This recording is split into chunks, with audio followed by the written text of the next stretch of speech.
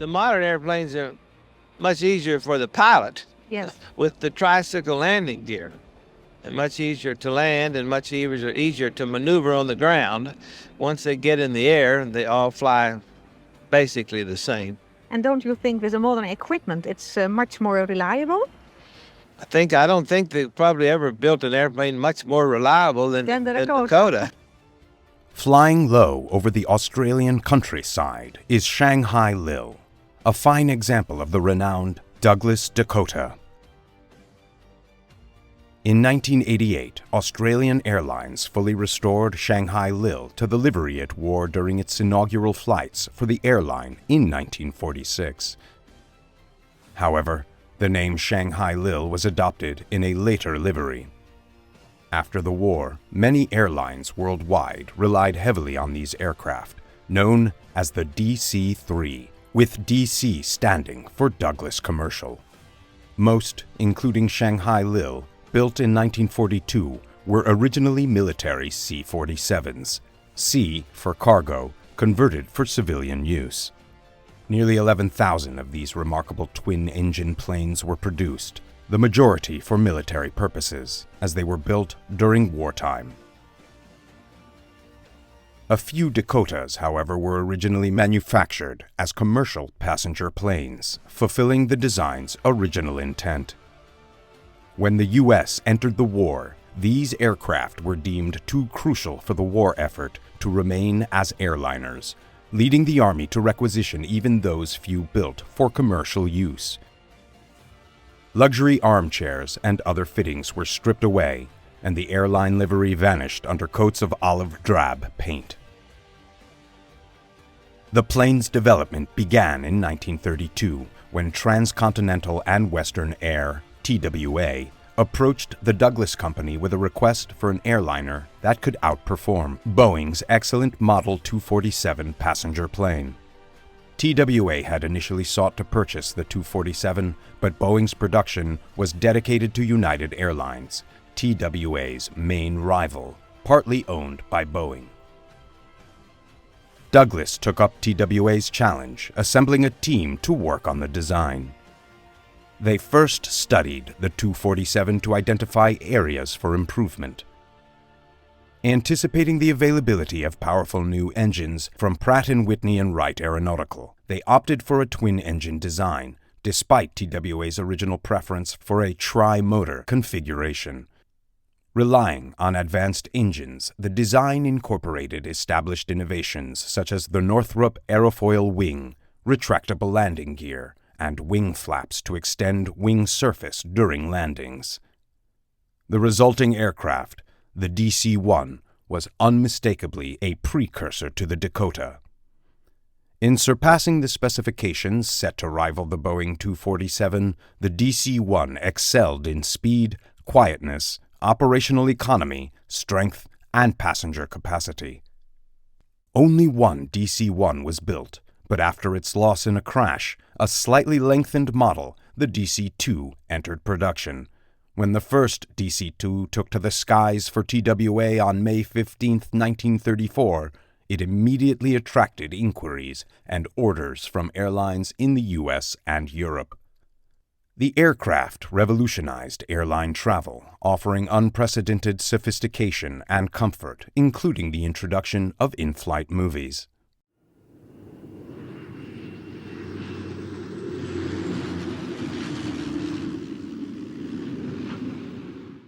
The U.S. Army quickly recognized its potential, taking delivery of its first Dakota in 1935 and promptly ordering 2 more. Initially prototypes for testing, these were soon pressed into active service. 18 more followed, equipped with distinctive double cargo doors for the C-47 model, serving not only as transports but also as communication hubs.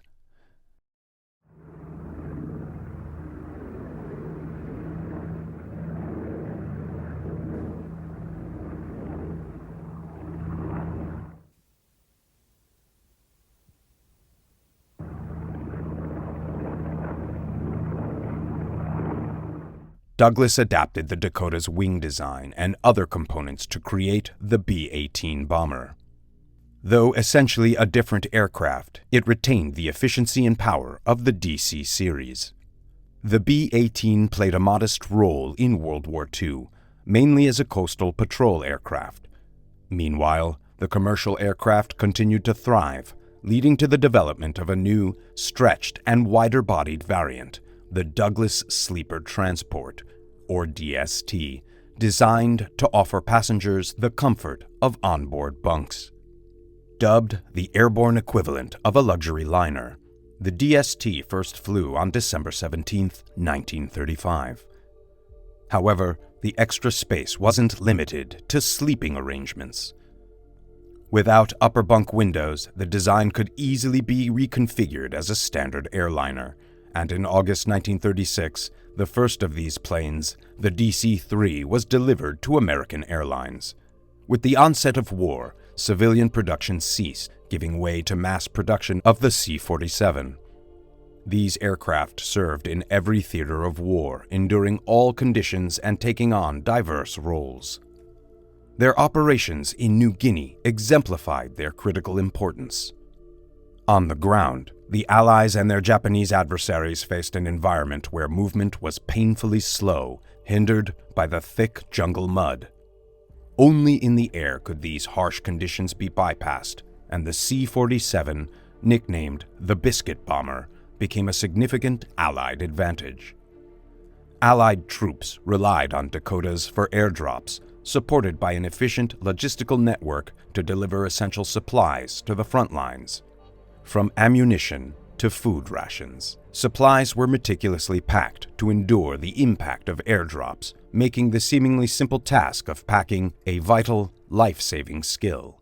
Upon receiving orders, the required materials were swiftly assembled for transport to the waiting C-47s.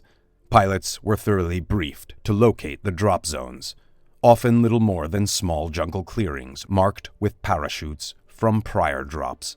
At the airfields, the C-47s were quickly and carefully loaded, preparing to take flight for their critical missions. Escorted by fighters, the Biscuit Bombers would take to the skies.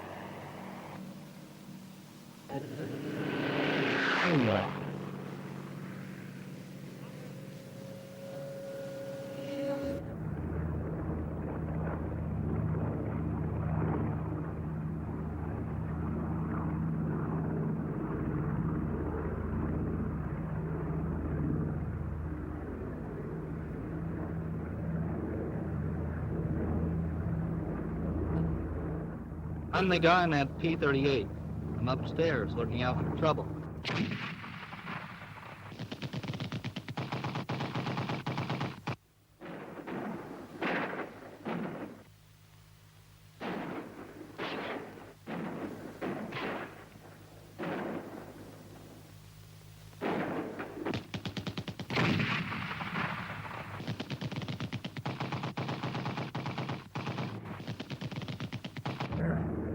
During the pivotal months when the Pacific War turned against Japan, the combination of the C-47 and the parachute proved instrumental in securing Allied victories in the jungle.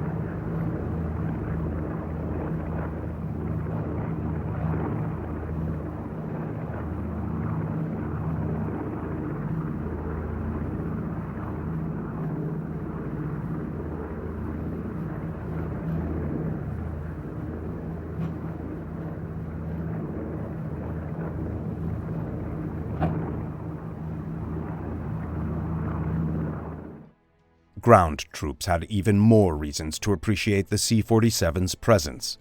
For many wounded soldiers, survival owed much to the dependable Douglas airliner. C-47s operated as medevac units, evacuating the injured from battle zones to base hospitals, with nurses providing in-flight care. The courage, dedication, and tireless efforts of these young nurses remain a testament to unsung heroism. Even knowing these air ambulances were available likely bolstered the morale of soldiers on the front lines. Meanwhile, the Dakota served both sides in the Pacific, as Japan had begun producing the airliner before the war and continued manufacturing it, fitted with gun turrets for military use during the conflict. Additionally, over 2,000 were built in Russia alongside 700 supplied under Lend-Lease, enabling the Soviets to utilize them extensively for transporting troops and cargo. Here, a Dakota carries a Soviet parachute unit, equipped for operations in the winter snow. A stark contrast to the humid jungles of the Pacific, but performing the same critical role, helping to win the war. Germany's success in developing elite paratroopers, proven in their decisive actions during the Allied rout on Crete, spurred all combatants to create similar units.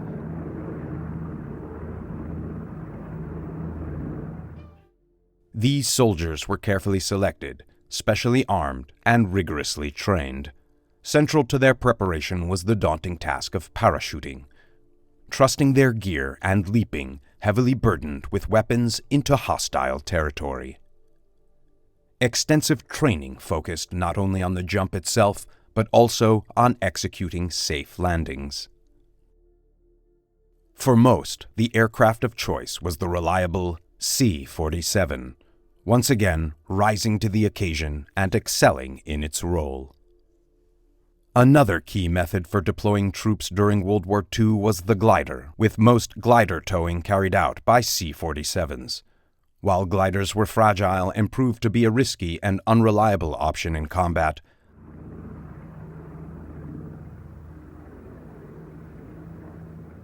the C-47's sturdy fuselage was briefly considered for glider use. However, the idea was quickly abandoned.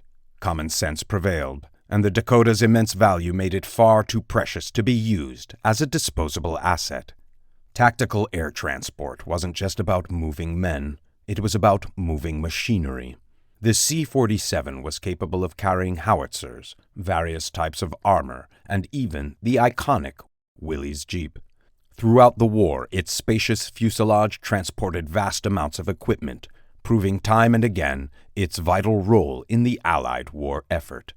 In countless instances, the Dakota demonstrated its immense value across a wide range of roles, becoming a cornerstone of the Allies' ability to conduct warfare.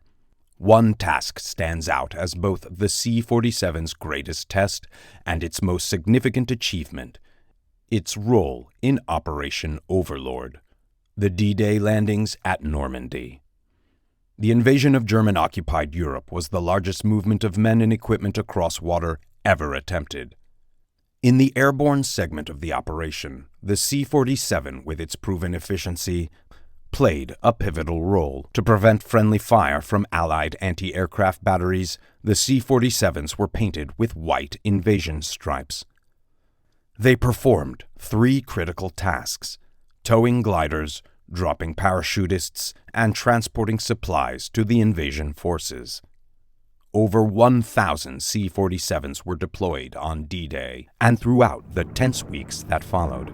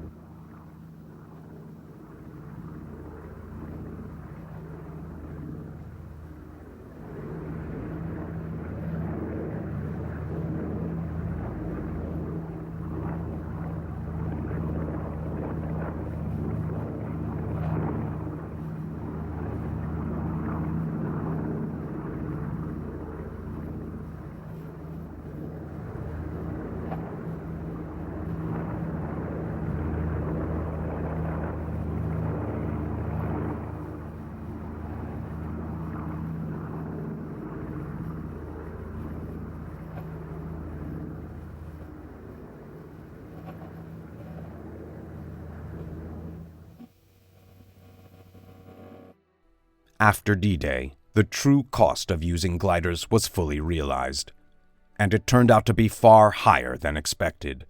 While it was anticipated that some gliders, along with their cargo of troops and equipment, would be lost, the actual scale of the losses was staggering. The gliders were theoretically reusable, intended to be recovered and recycled for subsequent use. In practice, however, they were more like disposable items, as many were too damaged to be salvaged.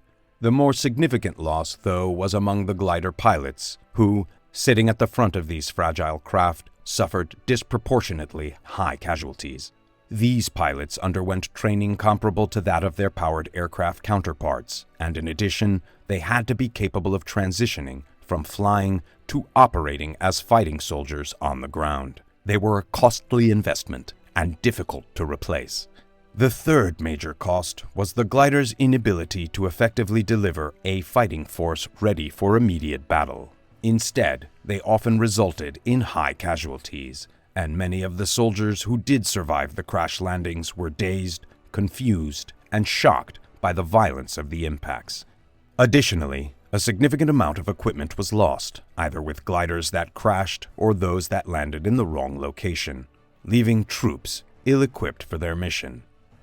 Had the Germans been in force as the gliders landed, the outcome could have been disastrous. The gliders were used because they were available, and the true extent of their limitations had not been fully anticipated. Despite their flaws, the courage and training of the troops they carried allowed for limited success in their missions. However, after the disappointing experience at Arnhem, where gliders proved ineffective, their use was abandoned, and more reliable methods were developed for future operations. Like the DC-3, the DC-4 remained in service for many years, often overshadowed by the fame of its smaller cousin, the Skymaster. The DC-4, with its larger size and 4 engines, could cross the Atlantic and enjoyed a successful career. After World War II, the Dakotas might have expected a quieter life, but just a few years later, they found themselves in the thick of another conflict: Korea. In Korea, the Dakotas provided many of the same services they had during the war, but newer models began to take on more specialized roles. Douglas's massive Globemaster, for example, was now handling tasks like transporting armor, missions that the smaller C-47 could never have attempted. The role of parachute carrier was taken on by new, specially designed aircraft, like the Fairchild Packard. Its twin boom tail was designed with a rear exit, specifically for dropping parachutists, whether carrying supplies or troops. As the need for tactical air transport continued to evolve, it reached its peak during the Vietnam War. Despite its age and seeming obsolescence, the C-47 still remained a vital player in that conflict, with only the C-130 Hercules matching it in the variety of roles it could perform. The Hercules, of course, represented an entirely new generation of aircraft, powered by jet engines driving its propellers, but its versatility and ruggedness echoed the very qualities that made the Dakota legendary. Another specialist aircraft developed during this period was the Fairchild Provider, a clever design for assault transport operations. The Fairchild Provider was, in many ways, designed as a powered glider. If necessary, it could be treated as a disposable aircraft. Its wings were specifically designed to shear off upon impact, preventing the plane from spinning out of control as older gliders had done disastrously during the Normandy landings. Fortunately, the Provider rarely needed to make tactical crash landings. As the development of specialist aircraft continued, it became clear that by the time of the Vietnam War, the C-47's era was nearing its end. However, ironically, the C-47's greatest strength was its versatility. There always seemed to be a role for the aircraft, as long as it was still able to fly. In Indochina, one of the Dakota's key uses was in electronic warfare. Here, highly trained technicians boarded specially equipped C-47s, which were often older than most of the crew members.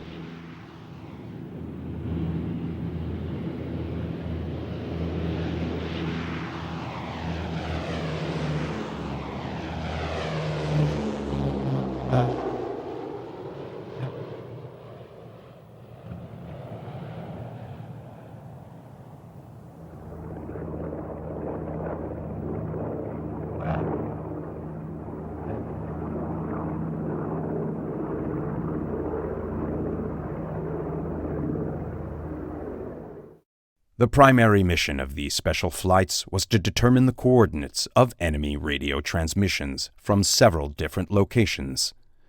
Flying low and slow, the C-47 proved to be an excellent platform for pinpointing enemy targets with precision. The gathered intelligence would then be relayed to American bombers, ensuring that the dense Southeast Asian jungle no longer served as an impenetrable shield for enemy troop movements.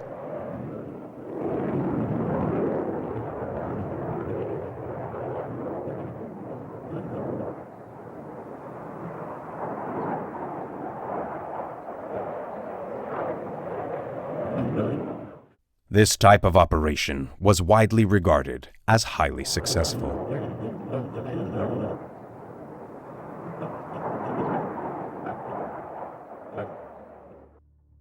Another key use of the venerable C-47 in Vietnam was in psychological warfare. Winning the hearts and minds of Vietnamese villagers who were constantly under pressure from the Viet Cong became a battle in itself. Convincing members of the Viet Cong to defect was considered a critical objective. Operating on the belief that, in some cases, the pen could be mightier than the sword, millions of pamphlets were printed and scattered over the jungle in an effort to sway hearts and minds. For this type of work, the durable C-47 was likely more suited than anything in the modern inventory. Assessing the effectiveness of psychological warfare is difficult, but it was widely deemed worth continuing for several years.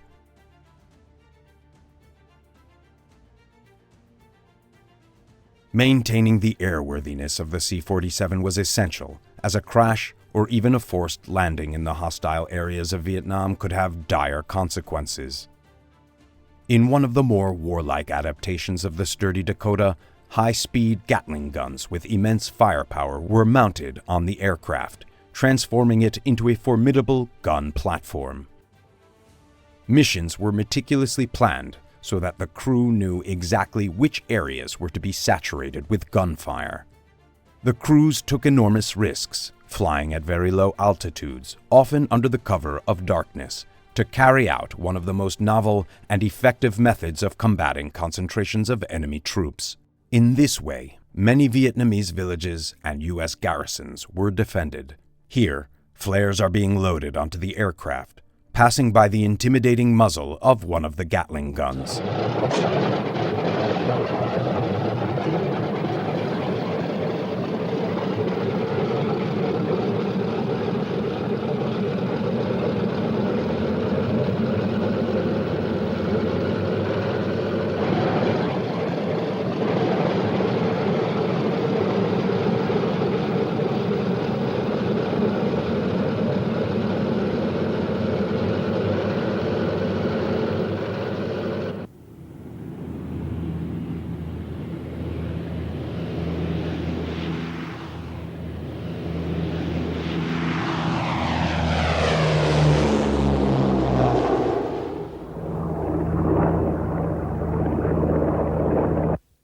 Before each strike, senior American officers would coordinate with South Vietnamese officials, briefing them on the mission's intent and reviewing the latest intelligence. Flying into the night, the Dakota's crew would receive the final go-ahead as they navigated toward the target zone.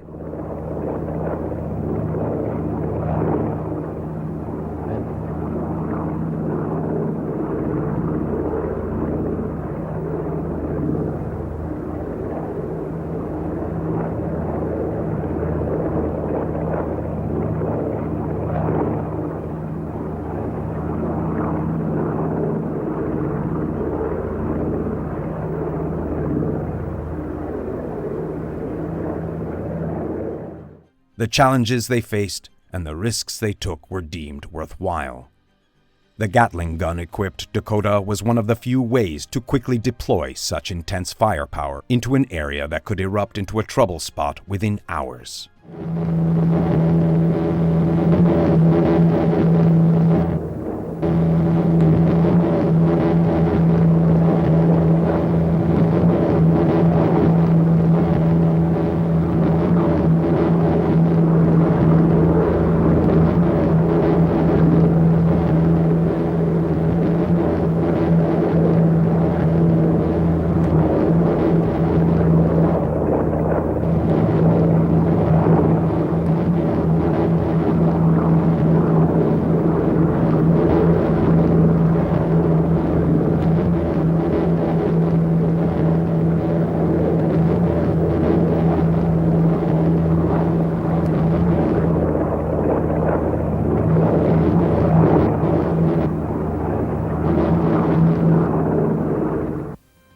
Half a century after its first flight, the Douglas Commercial Model No. 3, originally designed to provide TWA a counter to Boeing's aircraft that United Airlines flew, was still finding valuable roles in both civilian and military service. This raises the question, does a truly great design ever become obsolete? Those who served and flew aboard the legendary Dakota would likely have the answer. In 1953, the United States Air Force awarded its highest non-combat civilian decoration, the Exceptional Service Award, to Donald W. Douglas. The citation reads, "Donald Willis Douglas distinguished himself by rendering exceptional service to the United States Air Force and his country through his contribution to the development of military and civilian aviation over the past 40 years. The quality of his technical expertise is most clearly demonstrated by the DC-3, which is undeniably regarded as the best single airplane ever built." This unreserved evaluation of the aircraft remains one that countless people around the world would fully support.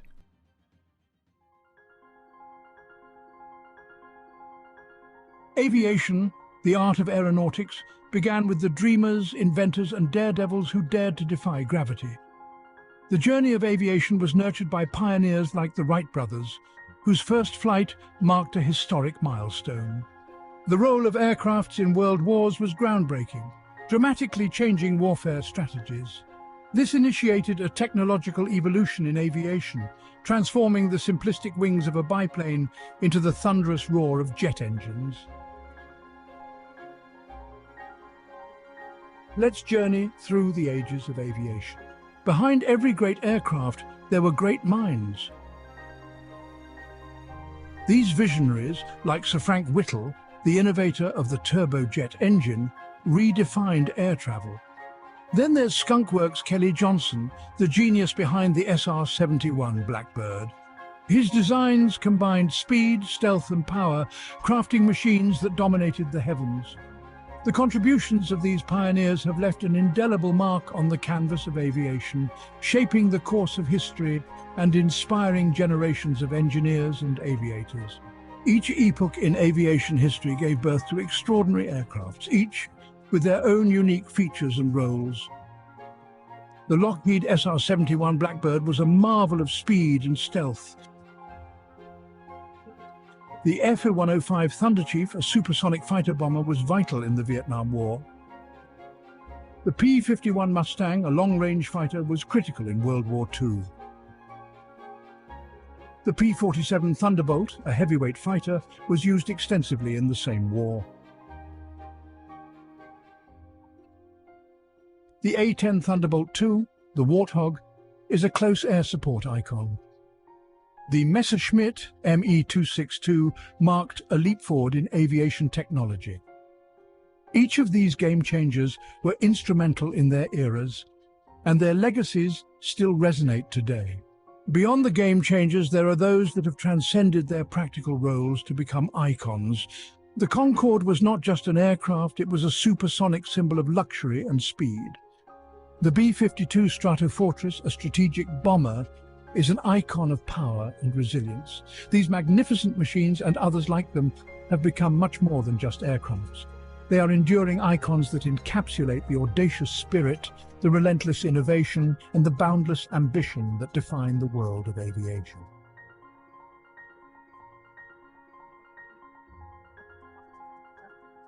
For more amazing aerial footage, and to join us in this incredible journey, check out the DroneScapes YouTube channel. If you enjoyed this video, please remember to like and subscribe. And as always, thank you for watching.